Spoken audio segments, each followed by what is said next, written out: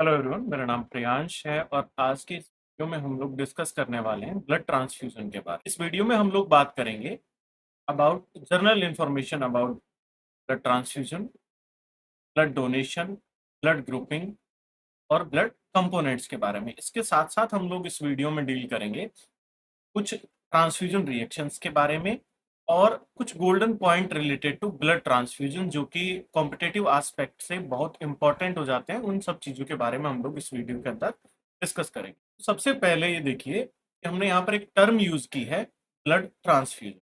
Blood का होता है ट्रांसफ्यूजन, जबकि आपने सुना होगा या फिर आपने देखा होगा कि आईवी थेरेपी देते हैं तो हम एक वर्ड यूज करते हैं infusion. Clear? What is the difference between transfusion and infusion? अब ये जो ब्लड है, ये इन जनरल अगर देखा जाए तो फार्मेसी पर अवेलेबल नहीं होता है। ठीक है, ब्लड कहाँ से लेकर के आना पड़ता है? ब्लड बैंक से लेकर के आना पड़ता है। और ब्लड बैंक के अंदर ब्लड कहाँ से आता है? जब कोई डोनेट करता है तो आता है। ऐसा तो नहीं है कि वो ब्लड बैंक के अंदर बैठ करके ब्लड बनाते हैं। क्लियर? ब्लड बनता ह्यूमन बॉडी के अंदर ही है, यानी कि ब्लड क्या है, एक ब्लड क्या है, ब्लड एक बायोलॉजिकल कंपोनेंट है किसी भी इंडिविजुअल। क्लियर? तो यहाँ पर ब्लड को एक इंडिविजुअल से निकाल करके दूसरे इंडिविजुअल में चढ़ाया जाता है और इस प्रक्रिया को क्या कहते हैं? ट्रांसफ्यूजन कहते हैं। क्लियर?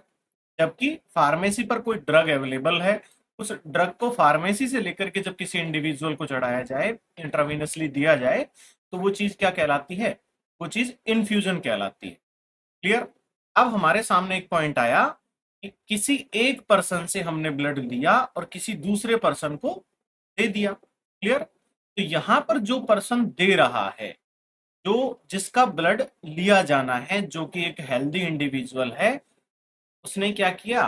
ब्लड डोनेट किया, ब्लड दान में दिया, तो उसे क्या कहा जाएगा? उसे कहा जाएगा डोनर। क्लियर? लेकिन यहां पर जो पर्सन किसी बीमारी से सफर कर रहा है, क्लियर, जिस इंडिविजुअल को ब्लड की रिक्वायरमेंट है, उसे क्या कहा जाएगा? उसे कहा जाएगा रेसिपिएंट। ठीक है? अब सबसे पहले हम लोग इस वीडियो के अंदर बात करते हैं कि ब्लड के कंपोनेंट्स क्या क्या हैं। अब ब्लड को कई फॉर्म के अंदर ट्रांसफ्यूज किया जा सकता है। क्लियर? आपने जब कहीं पर भी बैनर लगे हुए देखे होंगे कि अगर आप 1 यूनिट ब्लड डोनेट करेंगे तो 3 लाइफ बचा सकते हैं। तो इस तरीके की चीजें क्यों हैं?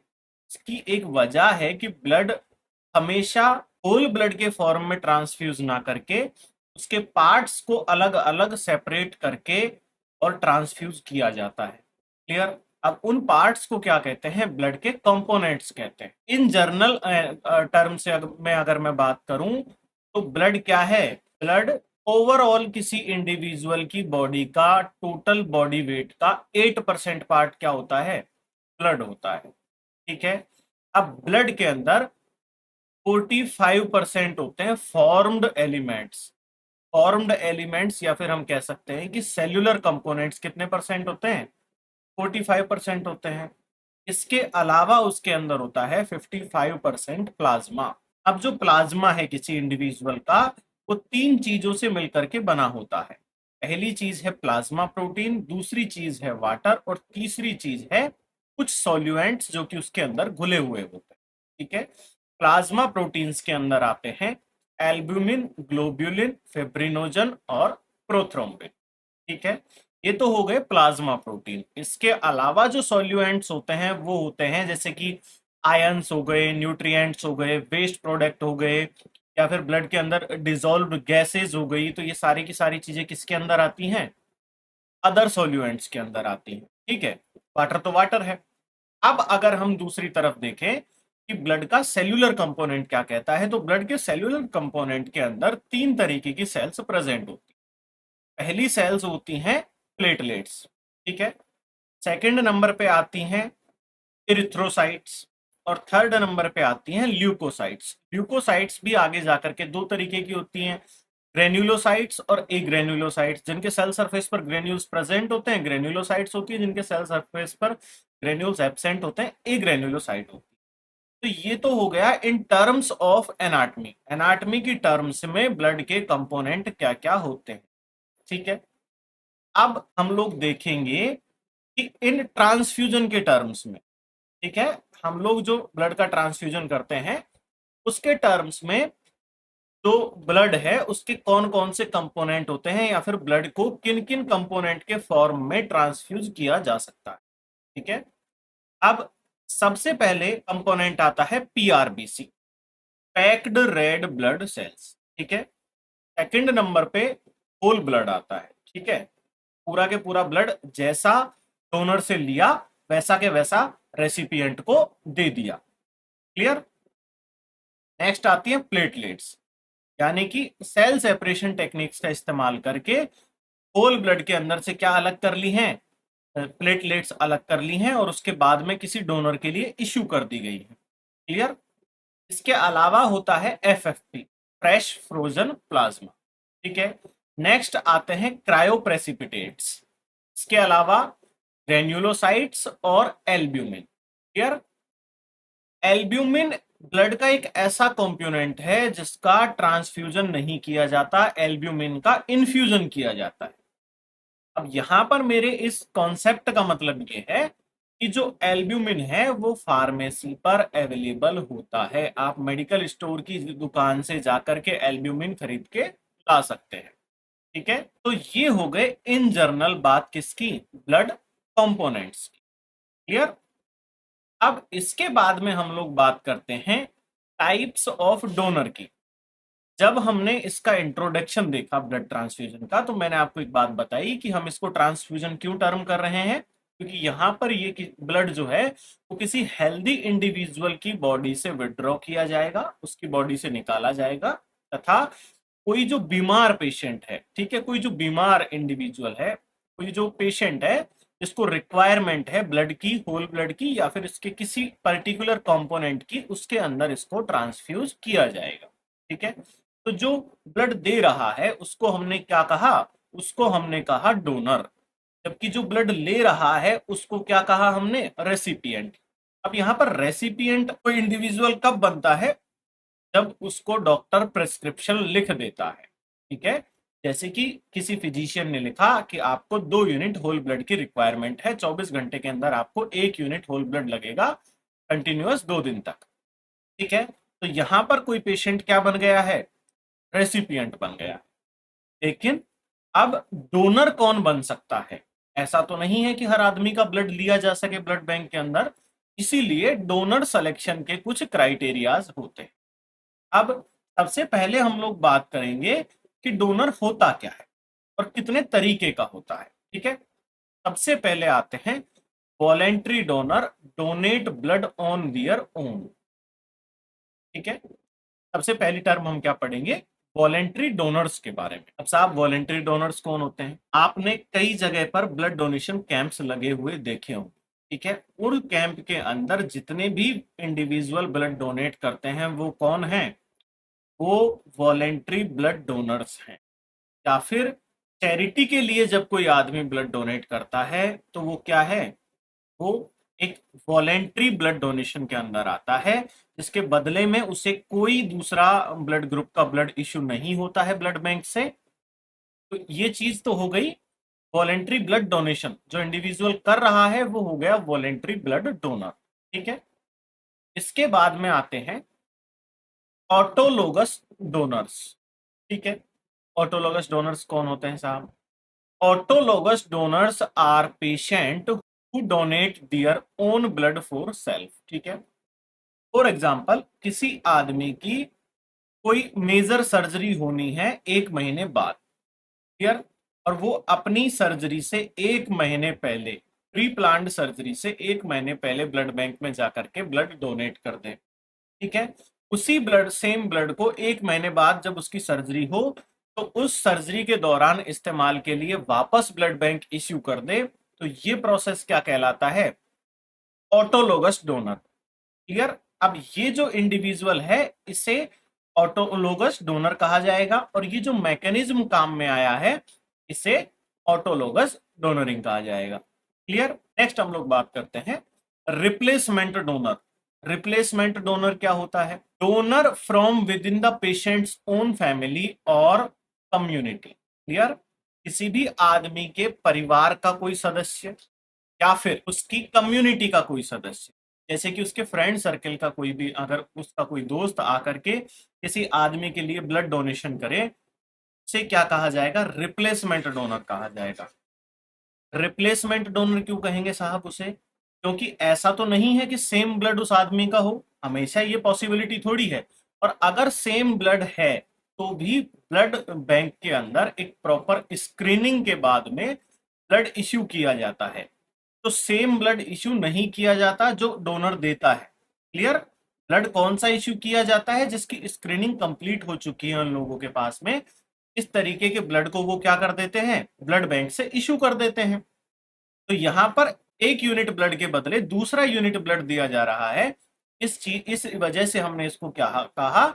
इस वजह से हमने यहां वर्ड यूज किया रिप्लेसमेंट डोनर का। ठीक है, यानी कि एक यूनिट के बदले आपको ब्लड बैंक दूसरा यूनिट ब्लड इश्यू कर देगा। अब नेक्स्ट बात करते हैं apheresis donors. These donors donate blood component through the cell separation technique। ठीक है, एफेरेसिस क्या होता है?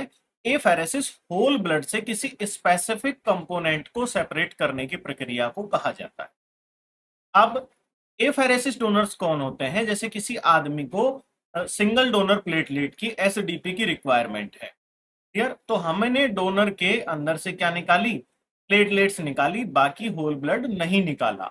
तो इस तरीके के डोनर को क्या कहा जाता है? एफेरेसिस डोनर कहा जाता है। इसके अलावा एक और ब्लड कंजर्वेशन का मेथड है इंट्रा ऑपरेटिंग ब्लड साल्वेज। ठीक है, it involve the collection of blood during the surgery using a suction device. The blood is centrifuged and washed before blood transfusion. ठीक है, अब इसके अंदर क्या होगा? ये एक ब्लड कंजर्वेशन टेक्निक है, intra operative blood conservation technique है। इसका मतलब जब कोई मेजर सर्जरी हो रही हो और ब्लड लॉस हो रहा हो, उन परिस्थितियों के अंदर क्या करते हैं? जो सर्जन होते हैं वो सक्शन डिवाइस के जरिए जो ब्लड लॉस हो रहा है उसे कलेक्ट करते हैं।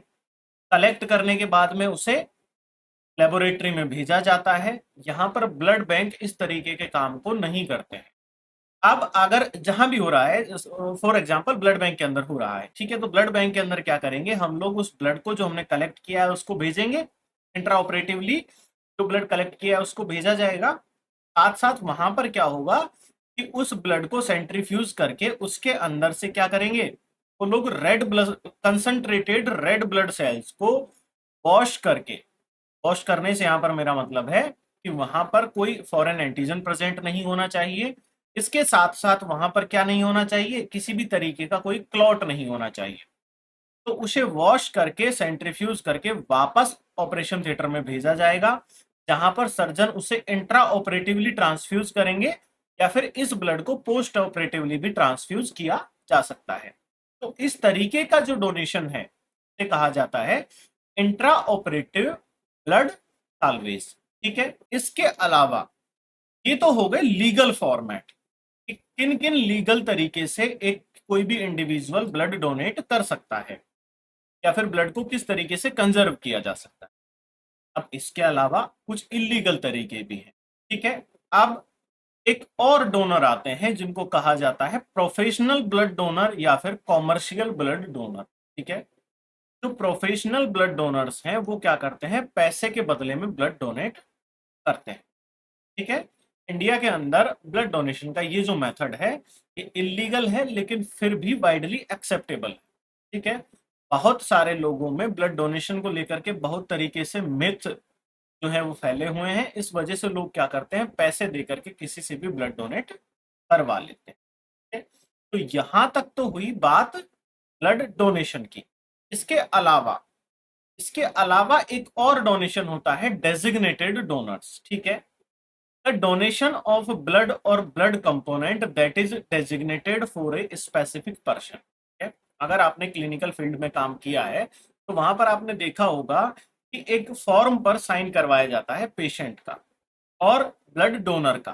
ठीक है, तो ये प्रोसेस क्या कहलाता है? डेजिग्नेटेड डोनर कहलाते हैं। ये क्या कहलाते हैं? डेजिग्नेटेड डोनर कहलाते हैं, यानी कि किसी पेशेंट ने उस इंडिविजुअल को ऑथराइज्ड किया है अपने लिए ब्लड डोनेट करने के लिए, या फिर अगर अदर टर्म्स में इसको इस्तेमाल किया जाए तो वहां पर हम इसको इस तरीके से देख सकते हैं कि जब किसी पर्टिकुलर स्पेसिफिक इंडिविजुअल जिसका ब्लड ग्रुप पेशेंट के ब्लड ग्रुप का सेम ब्लड ग्रुप हो, उसका ही ब्लड किसी पेशेंट को ट्रांसफ्यूज किया जाए तो वो क्या कहलाता है? डेजिग्नेटेड ब्लड डोनेशन कहलाता है। सो डेजिग्नेटेड डोनर्स का ब्लड क्या है? स्पेसिफिक पेशेंट के लिए डोनेशन लिया जाता है। ठीक है, अब नेक्स्ट मैं बात करता हूं कुछ एसेंशियल क्राइटेरियाज की, जैसे कि एज ऑफ डोनर।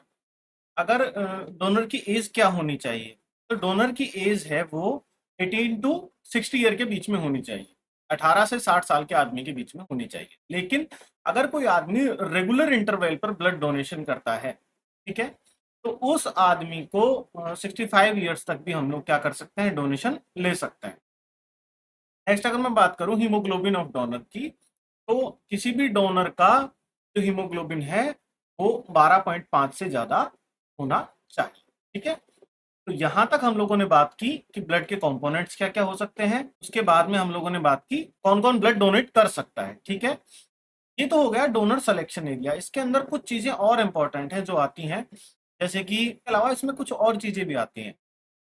और चीजें जैसे कि कोई भी इंडिविजुअल है वो अगर अनईजी फील कर रहा है या फिर हेल्दी नहीं है, तो उस कंडीशन में वो आदमी ब्लड डोनेट नहीं कर सकता है। रिसेंट इन्फेक्शन से गुजरा हुआ हो, डायबिटीज हो, किसी भी तरीके का कोई मेटाबॉलिक डिसऑर्डर किसी इंडिविजुअल को हो, कोई एंडोक्राइनल डिसऑर्डर हो, या फिर किसी तरीके की कोएगुलोपैथी किसी पेशेंट को हो रखी है, तो वो भी ब्लड डोनेट नहीं कर सकता है। ठीक है, अब नेक्स्ट हम लोग बात करेंगे कि ब्लड डोनेशन के लिए जो बैग इस्तेमाल किए जाते हैं वो कौन कौन से तरीके के बैग्स होते हैं। सबसे पहले मैं अगर बात करना चाहूँ कि बैग का मटेरियल क्या होता है, तो बैग का मटेरियल पीवीसी है और ये एक नॉन रिसाइक्लेबल मटेरियल होता है। इस वजह से यूज्ड या फिर अनयूज्ड बैग को हम लोग येलो बिन के अंदर डिस्कार्ड करते हैं।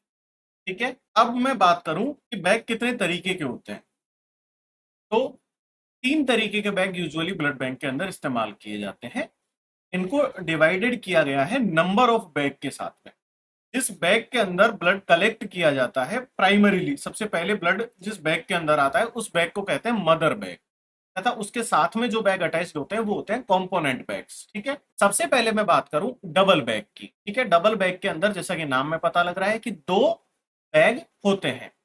अब इसका यूज कहां हम लोग करते हैं, तो डबल बैग को यूज करते हैं जब हमको पीआरबीसी और एफएफपी 2 कंपोनेंट बनाने हो। ठीक है, अब पैक्ड रेड ब्लड सेल को हम लोग एक अलग मदर बैग के अंदर रह जाता है और उसके साथ में क्या है, एफएफपी दूसरे बैग के साथ में कलेक्ट हो जाता है, जो कि कंपोनेंट बैग होता है उसके अंदर हो जाता है एफेरेसिस के दौरान। ठीक है, सेकंड नंबर पे आता है triple blood bag. Triple blood bag कब इस्तेमाल होते हैं, जब हमको पीआरबीसी, प्लेटलेट और एफएफपी तीनों कंपोनेंट बनाने हो तो हम लोग क्या इस्तेमाल करते हैं, ट्रिपल ब्लड बैग का इस्तेमाल करते हैं। नेक्स्ट आता है क्वाड्रिपल सेगम बैग। क्वाड्रिपल बैग्स का कब इस्तेमाल किया जाता है, क्वाड्रिपल बैग्स का इस्तेमाल जब किया जाता है जब हमको पीआरबीसी, प्लेटलेट्स, एफएफपी, इसके साथ साथ डब्ल्यूबीसी भी अलग करनी हो, ल्यूकोसाइट्स भी अलग करनी हो, जो बफर कोट ब्लड का है उसको अलग करना हो, उसको भी कंपोनेंट बनाना हो, तो यहाँ पर कौन सा बैग इस्तेमाल होगा, क्वाड्रिपल बैग का इस्तेमाल किया जाएगा। तो ये हो गए types of bag, material of bag तथा डिस्कार्डेशन का जो प्रोसेस है, फिर उसको येलो बिन के अंदर डालेंगे क्योंकि उसको रिसाइकिल नहीं किया जा सकता है, पीवीसी से बने हुए ही बैग्स होते हैं। ठीक है, अब हम लोग बात करते हैं नेक्स्ट ब्लड ग्रुप्स के बारे में कि ब्लड ग्रुप क्या होते हैं। ठीक है, अब एक चीज पर आप ध्यान दीजिए कि जो आरबीसी है, आरबीसी के सरफेस पर 2 तरीके के एंटीजन प्रेजेंट होते हैं, एंटीजन ए और एंटीजन बी। क्लियर, अगर सरफेस पर एंटीजन ए प्रेजेंट है तो उसकी अपोजिट एंटीबॉडी ब्लड के अंदर प्रेजेंट होगी, यानी कि एंटीजन ए अगर सेलुलर सरफेस पर, आरबीसी के सरफेस पर प्रेजेंट है, तो ब्लड के अंदर कौन सी एंटीबॉडी प्रेजेंट होगी, एंटीबॉडी बी प्रेजेंट होगी। क्लियर, अब ब्लड ग्रुप्स की बात करूं तो जो ब्लड ग्रुप का निर्धारण है वो यही एंटीजन ए और एंटीजन बी करते हैं। अगर सेल के ऊपर, अगर इरिथ्रोसाइट के ऊपर, आरबीसी के ऊपर ए एंटीजन प्रेजेंट है तो ब्लड ग्रुप होगा ए, अगर बी एंटीजन प्रेजेंट है तो ब्लड ग्रुप होगा बी, अगर ए बी दोनों एंटीजन प्रेजेंट है तो ब्लड ग्रुप होगा ए बी, और अगर कोई भी एंटीजन प्रेजेंट नहीं है तो ब्लड ग्रुप होगा ओ। ठीक है, अब बात करते हैं ब्लड टाइप कंपैटिबिलिटी की। कंपैटिबिलिटी क्या होती है कि मतलब किस तरीके का डोनर किस तरीके के रेसिपिएंट को ब्लड दे सकता है। ठीक है, अब यहां पर एक सबसे बेसिक कॉन्सेप्ट ध्यान में रखने वाला ये है कि जिस आदमी का ब्लड ग्रुप नेगेटिव है, ठीक है, जिस इंडिविजुअल का ब्लड ग्रुप क्या है, नेगेटिव है, वो आदमी पॉजिटिव वाले को ब्लड दे सकता है। क्लियर? यानी कि जिस आदमी के इरिथ्रोसाइट के ऊपर आरएच से रिलेटेड एंटीजन प्रेजेंट नहीं है, वो आरएच पॉजिटिव वाले आदमी को ब्लड ब्लड है वो दे पाएगा। सबसे बेसिक कॉन्सेप्ट यही है। ठीक है, कि भाई जो पॉजिटिव वाला है वो सिर्फ पॉजिटिव वाले को दे सकता है, जबकि जो नेगेटिव वाला है वो पॉजिटिव वाले को भी दे सकता है और नेगेटिव वाले को भी दे सकता है। अब हम लोग कंपैटिबिलिटी को इस तरीके से याद करते हैं कि भाई जो क्रॉस मैचिंग है, जो एंटीजन एंटीबॉडी रिएक्शन है, हमको उस एंटीजन एंटीबॉडी रिएक्शन को क्या करना है, अवॉइड करना है। अब अवॉइड करना है फिर प्रिवेंट करना है। एंटीजन एंटीबॉडी रिएक्शन कब नहीं होगी, जब सेम एंटीजन और एंटीबॉडी नहीं मिलेंगे तो ये रिएक्शन नहीं होगी। उदाहरण के लिए अगर मैं बात करूं, जैसे किसी आदमी का ब्लड ग्रुप क्या है, ए है, ठीक है, अब हम उसको कौन सा ब्लड ट्रांसफ्यूज कर सकते हैं, ए वाले को। हम जैसे किसी आदमी का ब्लड ग्रुप ए है तो हम उसको ट्रांसफ्यूज कर सकते हैं, या तो ए का कर सकते हैं या ओ का कर सकते हैं। अगर ए पॉजिटिव है तो ए पॉजिटिव कर सकते हैं और ओ पॉजिटिव कर सकते हैं, लेकिन अगर ए नेगेटिव है तो उसको सिर्फ ए नेगेटिव का ही ट्रांसफ्यूज किया जा सकेगा। जैसे किसी का ब्लड ग्रुप क्या है, ए पॉजिटिव है, तो सबसे पहली चीज कि ये किस किस को डोनेट कर सकता है। ए पॉजिटिव ब्लड ग्रुप का मतलब ये है कि उसकी जो एरिथ्रोसाइट है उसके सरफेस पर कौन सा एंटीजन प्रेजेंट है, एंटीजन ए प्रेजेंट है। ठीक है, अब हम लोग इसका ब्लड ग्रुप किसे डोनेट कर पाएंगे, तो या तो हम कर पाएंगे ए वाले को जिसके पास में ए पॉजिटिव रेसिपिएंट हो, या फिर ए बी पॉजिटिव रेसिपिएंट हो, उसको हम ये ब्लड डोनेट कर सकते हैं, इश्यू कर सकते हैं। ठीक है, अब अगर हम देखें कि ए प्लस वाला रेसिपिएंट है तो इसको ब्लड डोनेट कौन कौन कर सकता है, वहां पर इसको ए पॉजिटिव वाला कर सकता है, ए नेगेटिव वाला कर सकता है, ओ पॉजिटिव वाला कर सकता है और ओ नेगेटिव वाला कर सकता है। ठीक है, सेम इसी तरीके से बाकी सारे ब्लड ग्रुप कंपेटिबल होते हैं। क्लियर? ये बात हो गई थ्योरेटिकल पोर्शन की कि थ्योरी के अकॉर्डिंग हमको किस तरीके से कंपैटिबिलिटी मैच करनी। अगर मैं इन चीज के प्रैक्टिकल एप्लीकेशन की बात करूं तो ये सारी की सारी चीजें क्या है, सेकेंडरी है। प्राइमरीली क्या देखा जाता है कि अगर ब्लड बैंक के अंदर डिमांड आई है ए पॉजिटिव ब्लड ग्रुप की, ठीक है, कि आपके पास में एक रेसिपिएंट है जिसका ब्लड ग्रुप क्या है, ए पॉजिटिव है, और उसको क्या चाहिए, 1 यूनिट होल ब्लड चाहिए, तो हम उसको कौन सा ब्लड देंगे, ए पॉजिटिव ही देंगे। अगर अवेलेबल है तो फर्स्ट प्रायोरिटी किसे देनी है, ए पॉजिटिव को देनी है। अगर ए पॉजिटिव अवेलेबल नहीं है आपके पास में तो आप कौन कौन सा दे सकते हैं, ए नेगेटिव भी दे सकते हैं, ओ पॉजिटिव भी दे सकते हैं और ओ नेगेटिव भी दे सकते हैं। लेकिन कब, जब आपके पास में ए पॉजिटिव ब्लड ग्रुप नहीं हो और लाइफ थ्रेटनिंग कंडीशन हो, सिर्फ तभी जाकर के ये ब्लड इश्यू किया जाएगा। अदरवाइज मैक्सिमम केसेस के अंदर यही होता है कि जो आपके पास में अगर सेम ब्लड ग्रुप नहीं है तो सेम ब्लड ग्रुप दूसरे ब्लड बैंक से मंगवा लिया जाता है। ये बात हो गई इन चीजों के प्रैक्टिकल एप्लीकेशन से रिलेटेड। कंपैटिबिलिटी का मतलब क्या होता है कि जहां पर डोनर और रेसिपिएंट के ब्लड के अंदर किसी भी तरीके की एंटीजन एंटीबॉडी रिएक्शन ना हो। इसका मतलब क्या है कि जो डोनर का ब्लड है वो रेसिपिएंट के लिए कंपैटिबल है, उसको हम वो ब्लड ट्रांसफ्यूज कर सकते हैं। ठीक है, अब हम लोग वन बाय वन बात करेंगे ब्लड के कंपोनेंट्स की। सबसे पहले आता है packed red blood cells, PRBC. Packed red blood cells only contain RBC, there is no WBC, platelet and plasma protein. ठीक है, पीआरबीसी के अंदर क्या होता है, ब्लड में से कंसंट्रेटेड रेड ब्लड सेल्स को निकाल लिया जाता है। ये तो हो गई पीआरबीसी। पीआरबीसी की अगर मैं इंडिकेशंस की बात करूं तो पीआरबीसी की प्राइमरी इंडिकेशन होती है एनीमिया। ठीक है, हम एक समरी में एनीमिया डिस्कस कर लेते हैं। एनीमिया क्या होता है, एनीमिया के अंदर ब्लड का सेलुलर कंपोनेंट कम हो जाता है। ब्लड के अंदर से सभी जो सेल हैं उनके, ब्लड के अंदर से जो इरिथ्रोसाइट है उसका सेल काउंट क्या हो जाएगा, कम हो जाएगा। इस वजह से ब्लड की ऑक्सीजन कैरिंग कैपेसिटी भी कम हो जाती है। ये कंडीशन कहलाती है एनीमिया। अब एनीमिया के अंदर जो है वो हम लोग क्या करेंगे, पीआरबीसी ट्रांसफ्यूज करेंगे। पीआरबीसी क्यों ट्रांसफ्यूज करेंगे? क्योंकि अगर हम लोग होल ब्लड ट्रांसफ्यूज करेंगे तो ब्लड का वॉल्यूम बढ़ेगा, जबकि एनीमिया में सिर्फ क्या हुआ है, या तो हिमेटोक्रेट वैल्यू कम हुई है या फिर आरबीसी का काउंट कम हुआ है। तो हम लोग होल ब्लड ट्रांसफ्यूज ना करके क्या ट्रांसफ्यूज करते हैं, हम लोग सिर्फ पीआरबीसी ट्रांसफ्यूज करते हैं। सेकेंडरी यूज की अगर मैं बात करूं तो पीआरबीसी का सेकेंडरी यूज है ब्लीडिंग के अंदर, ठीक है, हेमरेज के अंदर पीआरबीसी को सेकेंडरीली यूज किया जाता है। अब इसके अंदर सेकेंडरी यूज क्यों किया जाता है? क्योंकि इसके अंदर हेमरेज के अंदर ब्लड का ओवरऑल वॉल्यूम कम होता है, तो हमें ब्लड के वॉल्यूम को इंक्रीज करने के लिए होल ब्लड की जरूरत पड़ती है। लेकिन अगर होल ब्लड अवेलेबल नहीं है तो एज ए सब्सटीट्यूट पीआरबीसी को ट्रांसफ्यूज किया जा सकता है। अगर मैं वॉल्यूम की बात करूं तो पीआरबीसी का वॉल्यूम कितना होता है, 250 ml होता है, ठीक है। स्टोरेज टाइम, नेक्स्ट आता है स्टोरेज टाइम। तो स्टोरेज टाइम डिपेंड करता है कि इसके अंदर कौन सा प्रिजर्वेटिव मिलाया गया है। अगर इसके अंदर सीपीडीए मिलाया गया है तो जो शेल्फ लाइफ है वो होगी 35 डेज। वहीं अगर इसमें सीपीडीए के साथ साथ एडिटिव सॉल्यूशन जो कि होता है सैगम वो मिलाया गया है तो इसकी शेल्फ लाइफ होगी 42 डेज या फिर 6 वीक। अब हम लोग बात करते हैं कि व्हाट सीपीडीए स्टैंड फॉर। सीपीडीए का मतलब क्या है? तो सी डिनोट सिट्रेट। सी क्या करता है? सिट्रेट को डिनोट करता है। सिट्रेट क्या करता है? सिट्रेट साहब जो ब्लड बैग है उसके अंदर एंटीकोगुलेंट इफेक्ट प्रोड्यूस करता है। कैसे? जो कैल्शियम है, जो फोर्थ क्लोटिंग फैक्टर है, ये उसको बाइंड कर लेता है, ठीक है।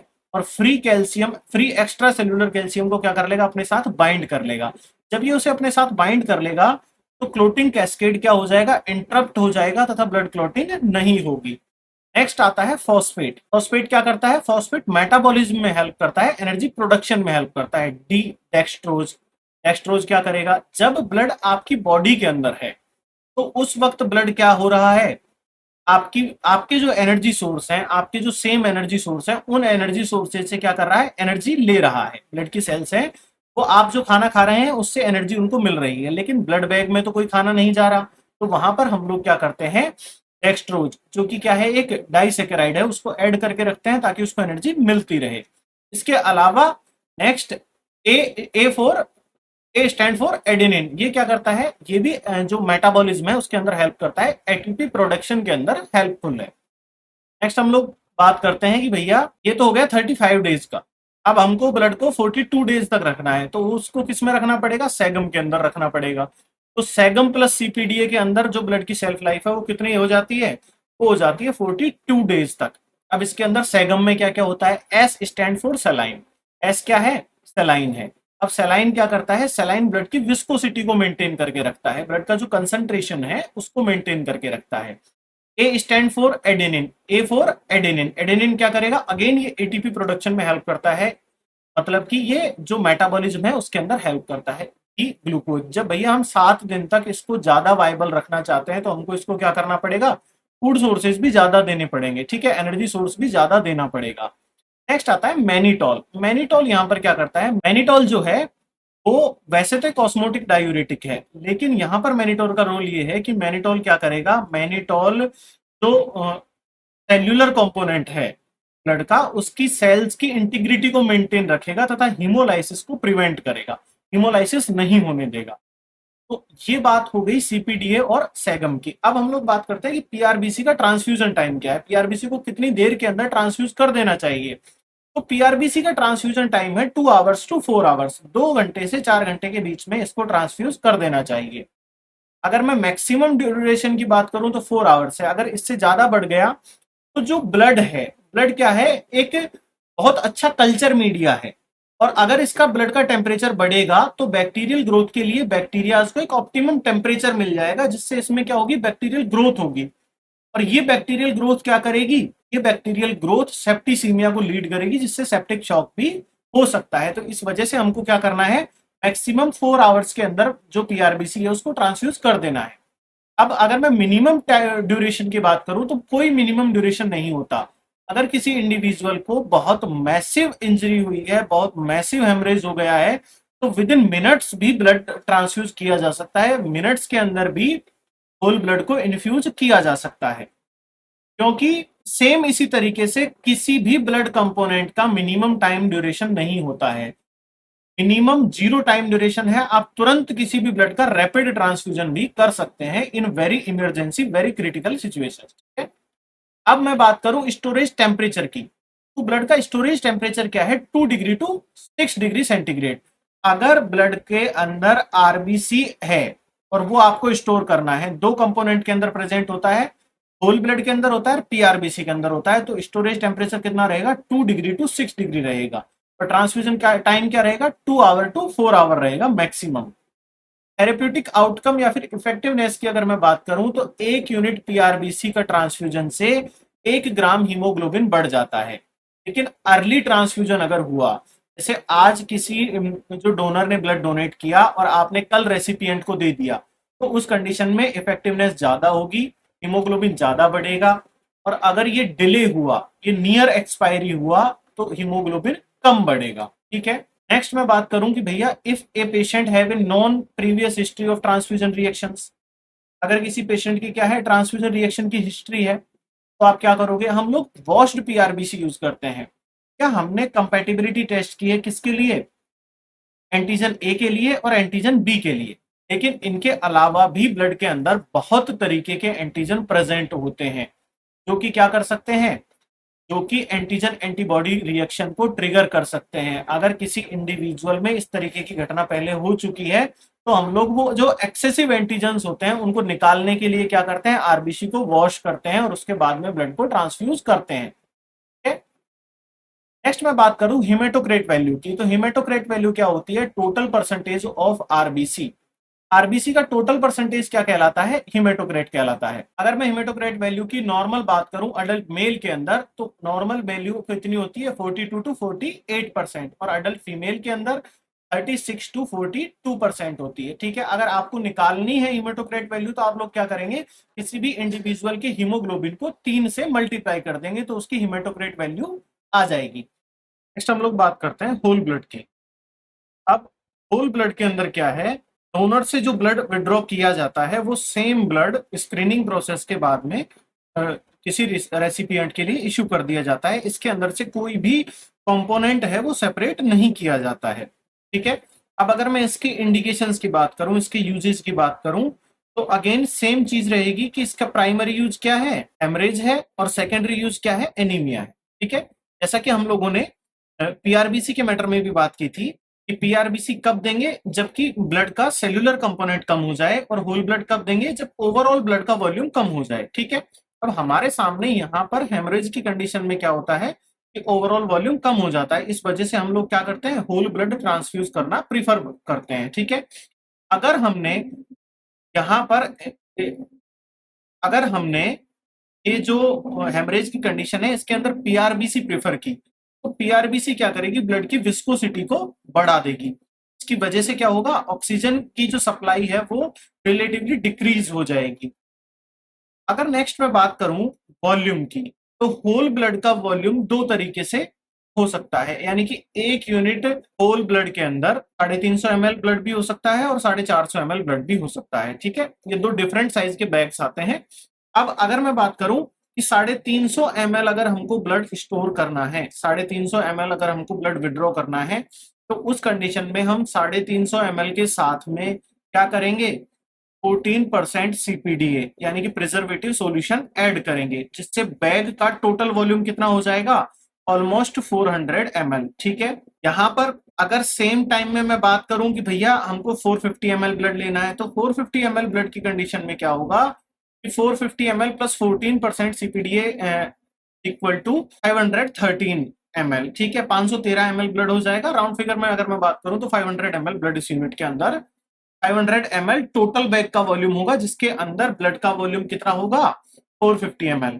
अब इन दोनों के लिए ही डोनर सिलेक्शन क्राइटेरिया क्या है भैया, अगर 350 ml ब्लड डोनेट करना है तो एडल्ट मेल का वेट कितना होना चाहिए, 50 से 60 किलो के बीच में, और एडल्ट फीमेल का वेट कितना होना चाहिए, 45 टू 55, 45 से 55 किलो के बीच में होना चाहिए। वहीं अगर दूसरी जगह मैं बात करूं तो 450 ml के लिए डोनर क्राइटेरिया की, तो यहाँ पर क्या होगा, अडल्ट मेल का वेट 60 केजी से ज्यादा होना चाहिए, जबकि अडल्ट फीमेल का वेट 55 केजी से ज्यादा होना चाहिए। अगर मैं ग्रोस डोनर वेट की बात करूं कि एवरेज डोनर का वेट क्या होना चाहिए, तो किसी भी ब्लड डोनेशन के लिए, चाहे किसी भी तरीके का ब्लड डोनेशन हो, उसके लिए एवरेज जो डोनर वेट है वो 55 केजी होना चाहिए, चाहे मेल है या फिर फीमेल है। ठीक है, अब नेक्स्ट हम लोग बात करते हैं जो होल ब्लड है उसके स्टोरेज टेम्परेचर की। तो मैंने यहां पर आपसे बताया था कि सेल्यूलर कंपोनेंट के अंदर आरबीसी प्रेजेंट है तो 2 से 6 डिग्री के बीच में रहेगा। सेल्यूलर कंपोनेंट के अंदर सिर्फ प्लेटलेट प्रेजेंट है तो प्लस 22 डिग्री रहेगा,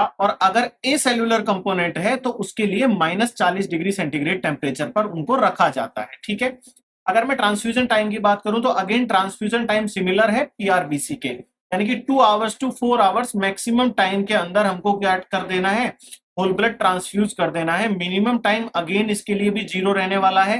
किसी भी ब्लड कंपोनेंट को ट्रांसफ्यूज करने के लिए कोई भी मिनिमम टाइम रिक्वायर नहीं होता है। ठीक है, अब नेक्स्ट हम लोग बात करते हैं स्टोरेज टाइम की। तो स्टोरेज टाइम अगर आप सीपीडीए के साथ में इसको रख रहे हो तो 35 डेज होगा, और अगर सैगम इसके अंदर इंक्लूड किया जाएगा तो उस कंडीशन में इसका टाइम ड्यूरेशन क्या हो जाएगा, एक्सटेंड हो जाएगा, और 42 डेज तक इसकी एक्सपायरी चली जाएगी। 6 वीक बाद ये ब्लड एक्सपायर होगा। ठीक है, अगर मैं इफेक्टिवनेस की बात करूं तो पीआरबीसी की तथा होल ब्लड की दोनों की इफेक्टिवनेस बराबर होती है।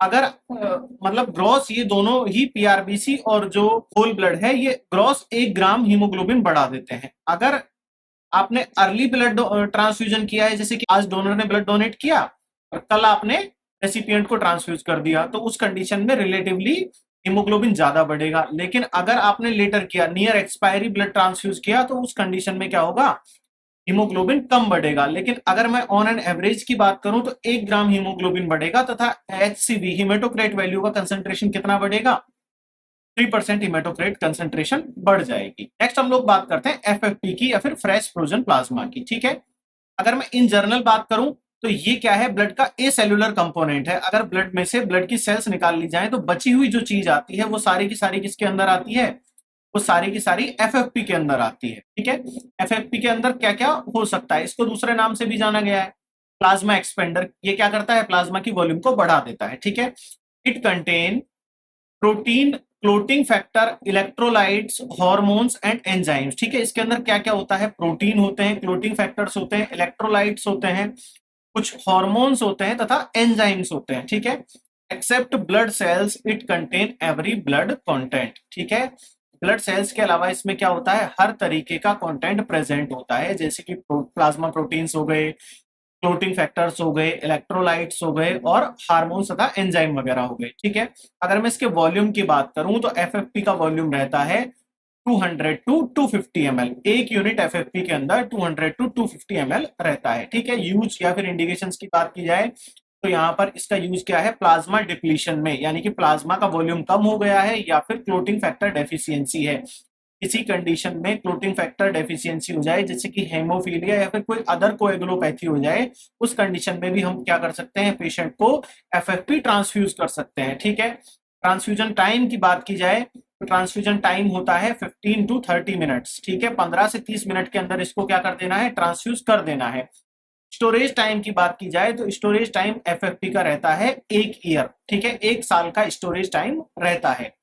अगर स्टोरेज टेम्परेचर, मैंने जैसा आपको बताया कि ब्लड के किसी भी ए सेल्यूलर कंपोनेंट को स्टोर करने के लिए कितना टेम्परेचर रिक्वायर्ड होता है, -40 डिग्री सेंटीग्रेड। और ब्लड का कोई भी ए सेल्यूलर कंपोनेंट होता है उसको क्या किया जाता है, उसको फ्रीज करके स्टोर किया जाता है, उसको आइस फॉर्म में स्टोर किया जाता है। ठीक है, अब यहाँ पर जो ध्यान देने वाली चीज है, जो इंपॉर्टेंट चीज है, जो आपको याद रखनी ही रखनी है, वो क्या है कि जो ब्लड का ए सेल्यूलर कंपोनेंट है किसी भी तरीके का हो या फिर एफएफपी है, उसको क्या करना है, आपको हाविंग के विद इन 2 आवर्स में यूज कर लेना है।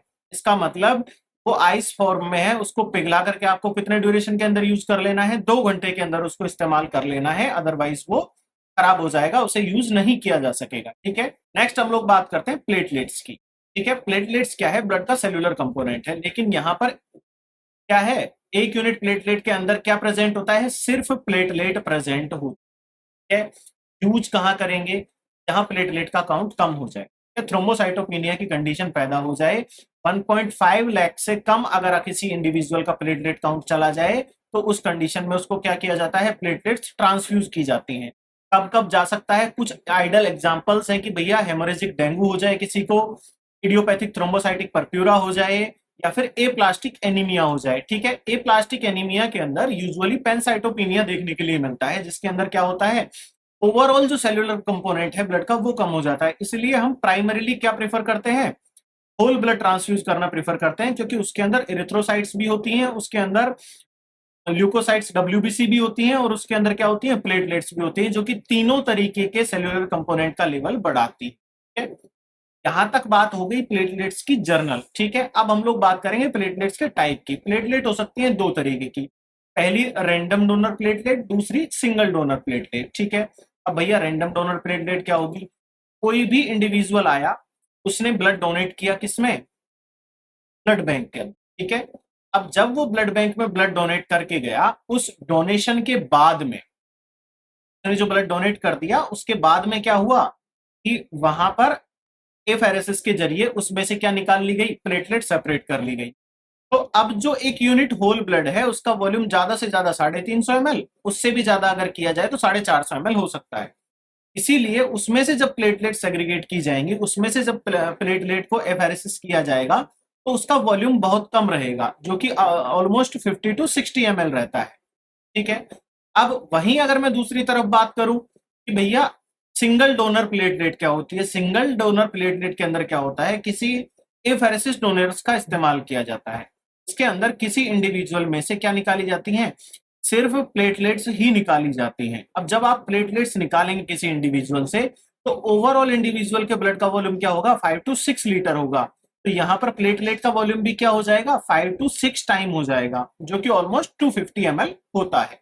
ठीक है, अगर मैं बात करूं भैया जब कम वॉल्यूम है तो इफेक्टिवनेस कम होगी, इसलिए आरडीपी की इफेक्टिवनेस क्या होती है, कम होती है। ज्यादा वॉल्यूम है, एचडीपी की इफेक्टिवनेस अपने आप बढ़ जाएगी। ठीक है, अगर मैं कॉस्ट की बात करूं तो कॉस्ट क्या है, आरडीपी का कॉस्ट कम आता है, एचडीपी का कॉस्ट ज्यादा आता है। It's almost 10,000। ठीक है, पर यूनिट 10,000 के हिसाब से चार्ज किया जाता है ऑलमोस्ट। ठीक है, अब अगर मैं बात करूं कि भैया आरडीपी एक यूनिट नहीं चढ़ा सकते, क्योंकि इसका थेरेप्यूटिक आउटकम निकल करके आएगा कि इससे 5 से 10,000 प्लेटलेट्स बढ़ेंगी, इसका कोई मतलब नहीं निकलेगा। इसीलिए हम लोग क्या करते हैं, 4 से 6 आरडीपी बढ़ाते हैं, ताकि इफेक्ट सिंगल डोनर प्लेटलेट के इक्वलेंट आए। एचडीपी का इफेक्ट क्या होता है, 40,000 to 50,000 प्लेटलेट्स किसी आदमी की बढ़ जाती है। तो ये हो गए टाइप्स ऑफ प्लेटलेट। अब हम लोग अगर बात करें ट्रांसफ्यूजन टाइम की, तो प्लेटलेट को ट्रांसफ्यूज किया जा सकता है 15 से 30 मिनट के अंदर। ये कितने वॉल्यूम के लिए है, 250 ml वॉल्यूम के लिए है, यानी एसडीपी के लिए टाइम है। अगर आपको आरडीपी ट्रांसफ्यूज करनी है तो उसका ट्रांसफ्यूजन टाइम होता है 5 to 7 मिनट्स। ठीक है, सिंगल आरडीपी मैंने अभी बताया कि इफेक्टिव नहीं रहती है, इस वजह से ट्रांसफ्यूज नहीं की जाती है, हमेशा 4 से 6 आरडीपी ट्रांसफ्यूज की जाती है। स्टोरेज टेम्परेचर की अगर मैं बात करूं तो इस सिर्फ इसी ब्लड कंपोनेंट का स्टोरेज टेम्परेचर क्या होता है, 10-22 डिग्री पर इसको रखा जाता है। तथा इसकी अगर मैं सेल्फ लाइफ की बात करूं तो इसको क्या है, 5 दिनों के अंदर ये चीज क्या हो जाती है, एक्सपायर हो जाती है, खराब हो जाती है। ठीक है, अब नेक्स्ट हम लोग बात करेंगे क्रायोप्रेसिपिटेट्स के बारे में। ठीक है, क्रायोप्रेसिपिटेट्स क्या होते हैं तथा इनका इस्तेमाल कब किया जाता है।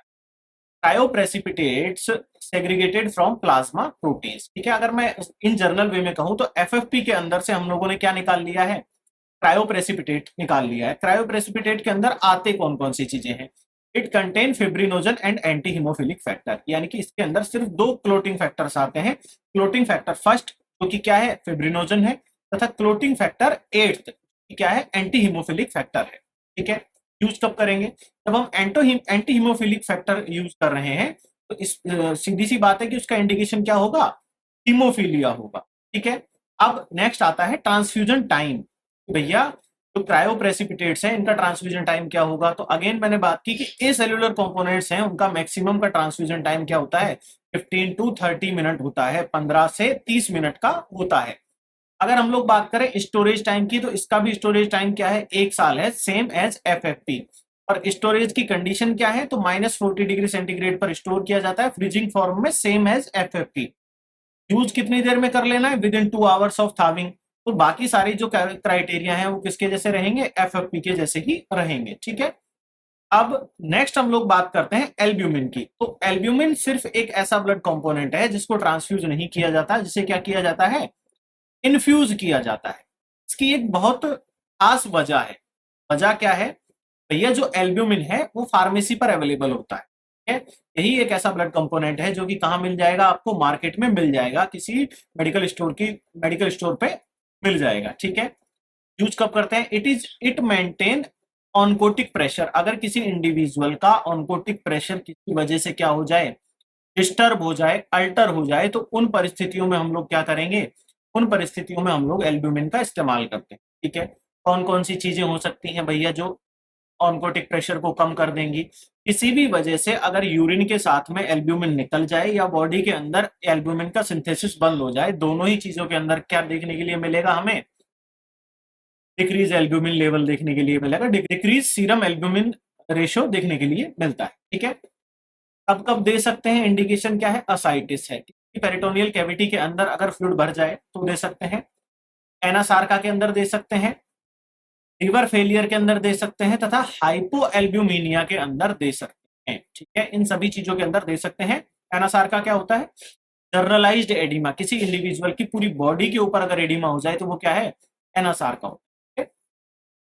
अब नेक्स्ट पॉइंट की हम लोग बात करते हैं कि क्रॉस मैचिंग क्या होती है। क्रॉस मैचिंग के अंदर क्या होता है भैया, या तो पेशेंट का सीरम और डोनर की ब्लड सेल्स को मिलाया जाता है, या फिर पेशेंट की ब्लड सेल्स और डोनर के सीरम को मिलाया जाता है, तथा इन्हें किस चीज के लिए मॉनिटर किया जाता है, एग्लूटिनेशन रिएक्शंस के लिए मॉनिटर किया जाता है।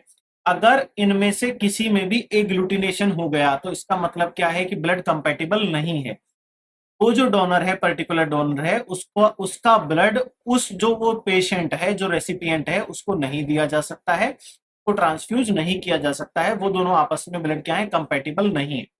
लेकिन अगर एग्लूटिनेशन ना हो तो ये दोनों ब्लड क्या है, आपस में कंपैटिबल होते हैं तथा ब्लड को ट्रांसफ्यूज किया जा सकता है, ठीक है। आप अगर आपने क्लिनिकल सेटिंग्स में काम किया है तो आप लोगों ने एक चीज देखी होगी, जब कभी भी कार्ड के अंदर ब्लड की यूनिट आती है तो उसके साथ में कार्ड आता है जिस पर लिखा हुआ होता है कि जो ब्लड, जो सैंपल आपको आपने भेजा, जो रेसिपिएंट का सैंपल था तथा जो डोनर का ब्लड है, उन दोनों का ब्लड ग्रुप क्या है, उनकी कंपैटिबिलिटी रिपोर्ट क्या है, एग्लूटिनेशन हुआ कि नहीं हुआ, ठीक है। ये सारी चीजें उस जो कंपैटिबिलिटी रिपोर्ट है उसके अंदर लिखी हुई होती हैं, वेल डॉक्यूमेंटेड रहती है, ठीक है। तो यहां तक हम लोगों ने बात की कि भैया ब्लड के कंपोनेंट कितने सारे हैं, ठीक है, और उनको कब कब ट्रांसफ्यूज किया जाना चाहिए, उनके ट्रांसफ्यूजन की इंडिकेशंस क्या क्या है।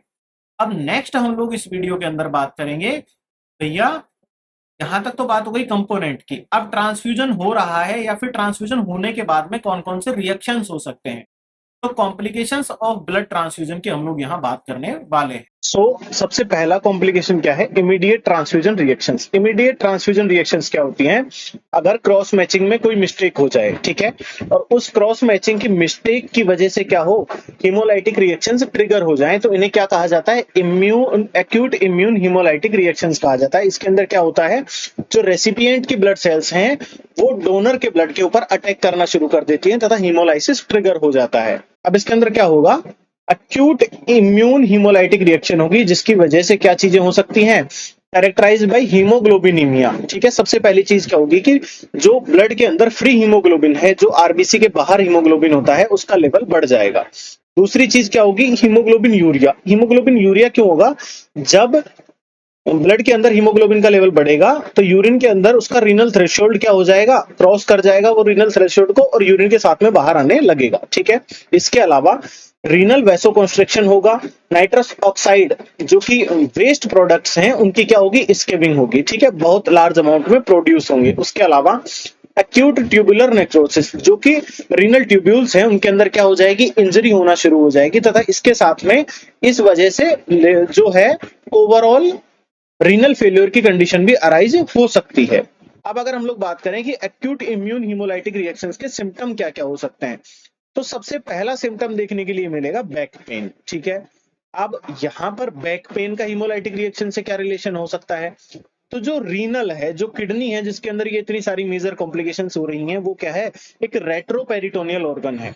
अगर आप लोगों ने पढ़ा हो तो जो रीनल कैलकुलाई होती है, ठीक है, यानी कि रीनल स्टोन्स होते हैं, उनके अंदर भी पेन कहाँ होता है, लोअर बैक के अंदर होता है, जो कि रेडिएट होता है फ्लैंक की तरफ। तो यहाँ पर भी सेम प्रिंसिपल काम करता है, जब किडनी के अंदर दर्द होगा, किडनी रेट्रोपेरिटोनियल ऑर्गन है तथा लोअर बैक की तरफ सिचुएटेड होती है, इस वजह से पेन कहाँ होगा, लोअर बैक के एरिया में होगा। नेक्स्ट होगी ईचिंग। ईचिंग क्यों होगी, क्योंकि बहुत सारे इन्फ्लामेशन के मीडिएटर्स रिलीज हो जाएंगे, ठीक है। नेक्स्ट क्या होगा, टेकिकार्डिया देखने के लिए मिलेगा, हार्ट बीट बढ़ जाएगी, रैशेस देखने के लिए मिलेंगे, टेकिपनिया होगा। उसके अलावा हो गए हाइव्स या फिर यूटिकेरिया। अगर आप कभी भी कोई ड्रग इंड्यूस्ड एलर्जी का केस देखेंगे तो उसके अंदर कुछ रेड पैचेस दिखाई देते हैं जो कि हाईली इची होते हैं नेचर में, ठीक है। तो उस चीज को क्या कहा जाता है, हाइव्स कहा जाता है, ठीक है। ये सेम कंडीशन देखने के लिए मिलेगी जब एक्यूट इम्यून हिमोलाइटिक रिएक्शन होगी, तो भी सेम हाइव्स देखने के लिए मिलते हैं। इसके अलावा क्या होगा, रेस्टलेसनेस होगी, ब्रीदलेसनेस होगी और डाइफोरेसिस होगा, ठीक है। मैनेजमेंट क्या होगा, ठीक है। अब यहां से आगे हम लोग बात करते हैं कि भैया इन्फेक्शन तो आपने बता दिया, आपने जो रिएक्शन है उसके बारे में बता दिया। अब बताइए कि इसका मैनेजमेंट कैसे होता है। तो मैनेजमेंट के लिए कुछ इंटरवेंशंस लिए जाते हैं। इंटरवेंशन क्या है, अगर आपको पता लगा, अगर आपको फाइंडिंग आई कि भैया इस आदमी को क्या हो चुकी है, ब्लड ट्रांसफ्यूजन रिएक्शन ट्रिगर हो चुकी है, तो हम क्या करेंगे, तुरंत ब्लड ट्रांसफ्यूजन को रोक देंगे, ठीक है। With hold the blood transfusion. उसके बाद में IV infusion of normal saline, normal saline start करेंगे। क्यों करेंगे, क्योंकि जो आपने आईवी लाइन लगा रखी है, जो आईवी लाइन प्लेस की है, जो कैनुला प्लेस किया है, उसके अंदर हीमोलाइसिस या फिर एग्लूटिनेशन की वजह से क्लॉट फॉर्मेशन हो सकता है। तो उस लाइन को चालू रखने के लिए हम लोग क्या करते हैं, एक नॉर्मल सलाइन लगाते हैं। इसके अलावा क्या करते हैं, थर्ड स्टेप जो लेना पड़ेगा वो लेना पड़ेगा इन्फॉर्म द डॉक्टर और हेल्थ केयर प्रोवाइडर। जो ड्यूटी डॉक्टर है उसको आपको इन्फॉर्म करना पड़ेगा कि इस पेशेंट को ब्लड ट्रांसफ्यूजन हो रहा था तथा इसको क्या हो चुका है, इसको हीमोलाइसिस ट्रिगर हो गया है। इसके बाद हम लोग क्या करेंगे, चेक द वाइटल साइन, ठीक है। Give drugs as per order. अगर किसी तरीके का कोई एंटी एलर्जिक ड्रग का प्रिस्क्रिप्शन है तो हम क्या करेंगे, वो एंटी एलर्जिक ड्रग देंगे। इसके अलावा check blood sample and urine sample. Blood और यूरिन का सैंपल लेंगे। क्यों लेंगे, क्योंकि भैया ब्लड और यूरिन का सैंपल लेना जरूरी है। हमने आपको अभी 2 मिनट पहले बताया कि इसके अंदर क्या होगा, 2 मिनट पहले मैंने आपको बताया कि इसके अंदर क्या होगा, इसके अंदर देखने के लिए मिलेगा हीमोग्लोबिन यूरिया। यूरिया के अंदर हीमोग्लोबिन का कंसेंट्रेशन क्या हो जाएगा, यूरिया के अंदर हीमोग्लोबिन आने लगेगा। इसके अलावा ब्लड के अंदर भी फ्री हीमोग्लोबिन होगा, तो उस चीज को डिटेक्ट करने के लिए हम लोग क्या करेंगे, ब्लड का सैंपल लेंगे। इसके अलावा send blood bag and BT set to the blood bank further investigations के लिए कि हीमो जो ये रिएक्शन है ये क्यों हुई, किस लेवल पर फॉल्ट हुआ है, इस चीज को डिटेक्ट करने के लिए ब्लड तथा बीटी सेट को कहाँ भेजा जाएगा, ब्लड बैंक के अंदर भेजा जाएगा तथा इसकी एक इंसिडेंट रिपोर्ट तैयार की जाएगी। जो इंसिडेंट हुआ है इसकी इंसिडेंट रिपोर्ट तैयार करके उसका क्या किया जाएगा, डॉक्यूमेंटेशन किया जाएगा। किसके अंदर, इंसिडेंट रजिस्टर के अंदर भी किया जाएगा तथा पेशेंट की जो फाइल है उसके अंदर भी इस चीज को डॉक्यूमेंट किया जाएगा। इसके बाद नेक्स्ट हम लोग बात करते हैं कुछ और जो हैं रिएक्शंस उनकी, जैसे हाइपरवोलेमिया हो सकता है। अगर किसी पेशेंट को रैपिड ब्लड ट्रांसफ्यूजन हो जाए तो उस तरीके के केसेस में क्या देखने के लिए मिल सकता है, हमको हीमोडायनेमिक ओवरलोड देखने के लिए मिल सकता है, पेशेंट को डिस्निया हो सकता है, इस तरीके की चीजें हो सकती हैं।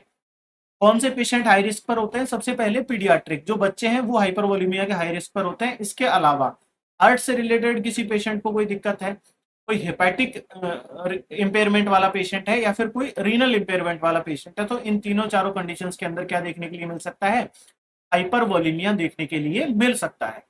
इसके अलावा हाइपोकैल्सीमिया, जैसा कि हमने आपको बताया कि ब्लड के अंदर क्या मिलाया जाता है, सीपीडीए मिलाया जाता है। सीपीडीए के अंदर क्या होता है, सीट्रेट होता है।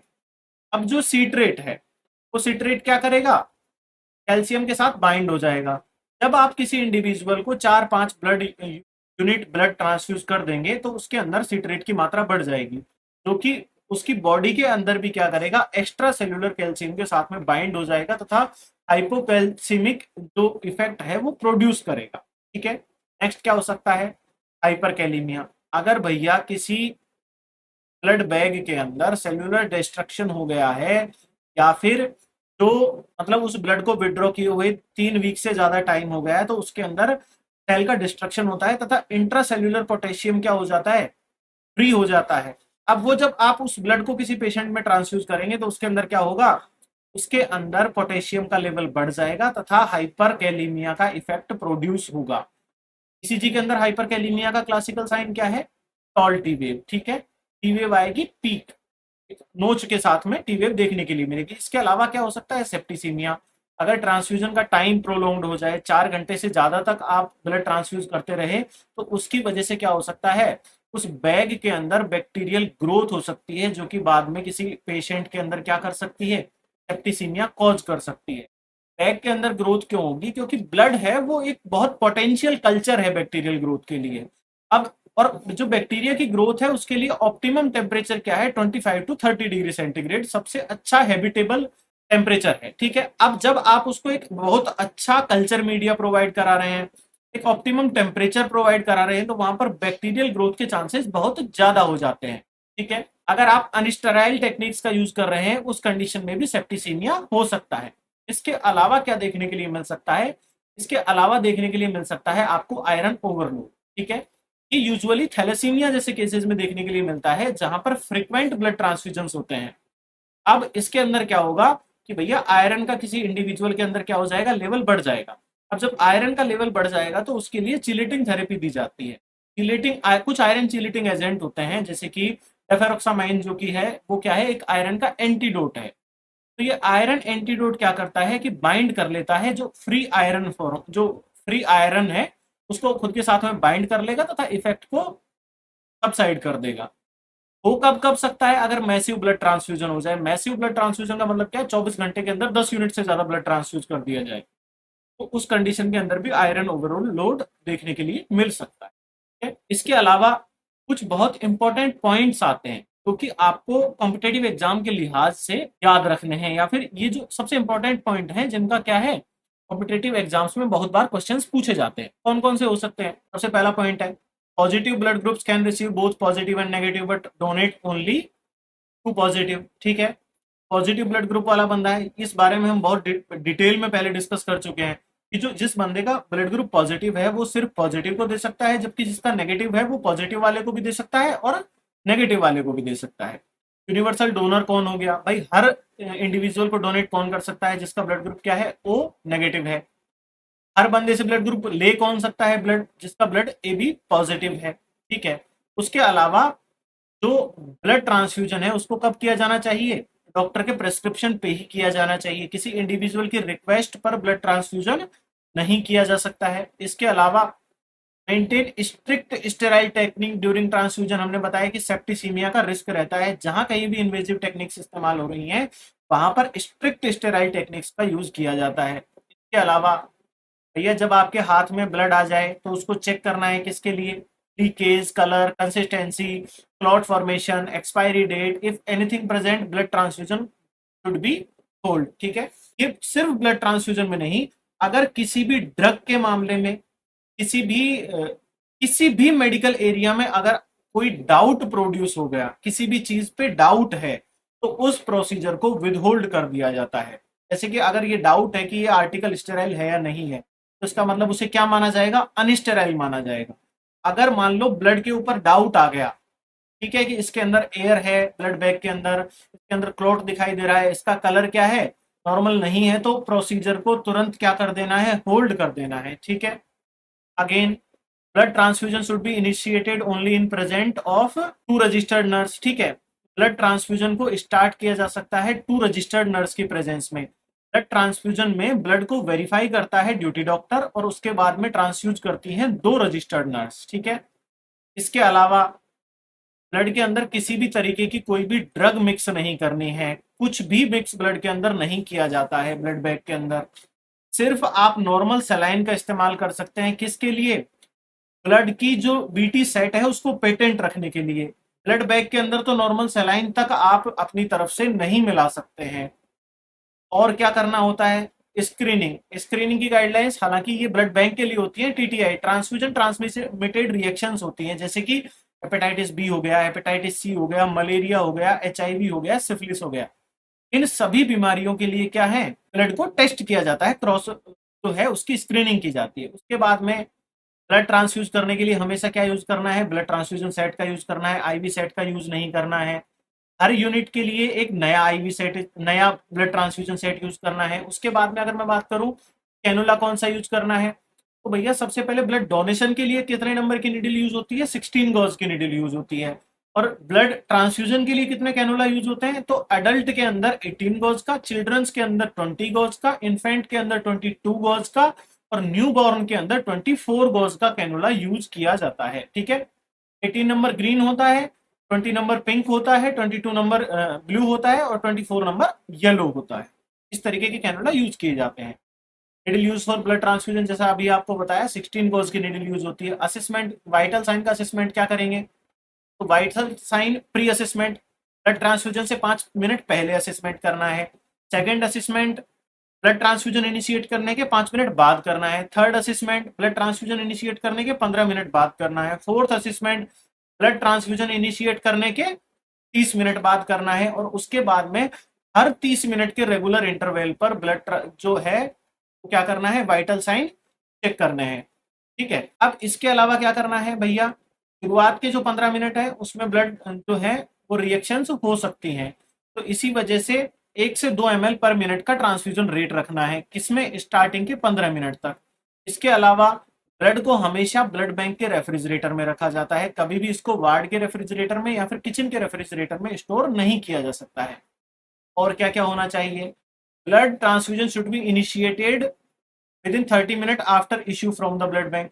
अगर 30 मिनट के अंदर अंदर ब्लड को क्या कर देना है? ट्रांसफ्यूजन, ब्लड ट्रांसफ्यूजन स्टार्ट कर देना है। 30 मिनट से ज्यादा का अगर टाइम लग रहा है ट्रांसफ्यूजन में, तो उसको क्या करना है? ब्लड को वापस ब्लड बैंक में भेज देना है। वो लोग उसे हीमोलाइसिस के लिए चेक करेंगे। अगर हीमोलाइसिस शुरू हो गया है या फिर हीमोलाइसिस हो गया है तो उसको हम लोग क्या करेंगे?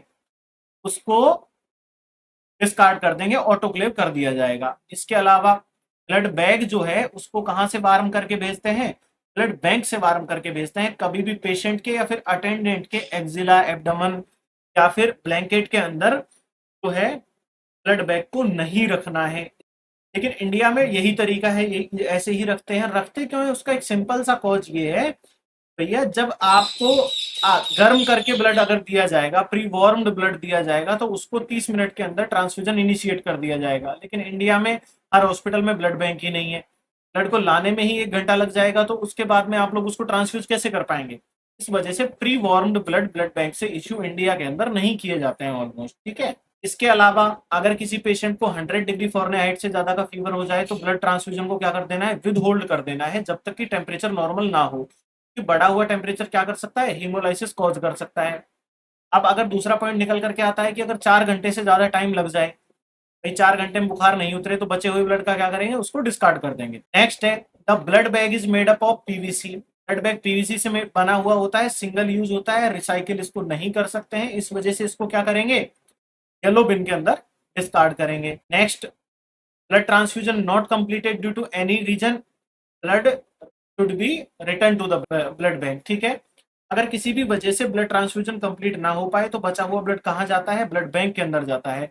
ब्लड को कभी भी डिस्कार्ड वार्ड में नहीं किया जाता है, ब्लड को ब्लड बैंक में भेजा जाता है, वहां पर ऑटोक्लेव किया जाता है, उसके बाद में डिस्कार्ड किया जाता है। ठीक है, अब कुछ जर्नल नॉलेज के प्रश्न है। वर्ल्ड ब्लड डोनर डे कब है? 14 जून को। National voluntary blood donor day कब है? 1 अक्टूबर को। नेशनल डोनर डे कब है? 14 फरवरी को। एवरेज डोनर का वेट क्या होना चाहिए? 48 होना चाहिए। 48 केजी वेट कब है? जब 350 ml है डोनेशन, और अगर 450 ml डोनेशन है तो मैंने आपको बताया 55 केजी वेट है एवरेज। ठीक है, that's it for today's class. आज की क्लास में हमने देखा कि ब्लड डोनेशन क्या है, ब्लड ट्रांसफ्यूजन क्या है, ब्लड के कंपोनेंट्स क्या क्या होते हैं। ठीक है, उसके बाद में ब्लड ग्रुप्स क्या क्या होते हैं, और हम लोगों ने देखा कि ट्रांसफ्यूजन रिएक्शंस क्या होती हैं, ट्रांसफ्यूजन रिएक्शन अगर हो जाए उनका मैनेजमेंट क्या है। इसके बाद हम लोगों ने पढ़ा इस वीडियो के अंदर कुछ इंपॉर्टेंट गोल्डन पॉइंट्स के बारे में, जो कि क्या है? कंपटीशन के लिहाज से बहुत इंपॉर्टेंट पॉइंट्स हैं। ठीक है, तो that's it for today's class. If you like our content, then do like, share and subscribe our YouTube channel.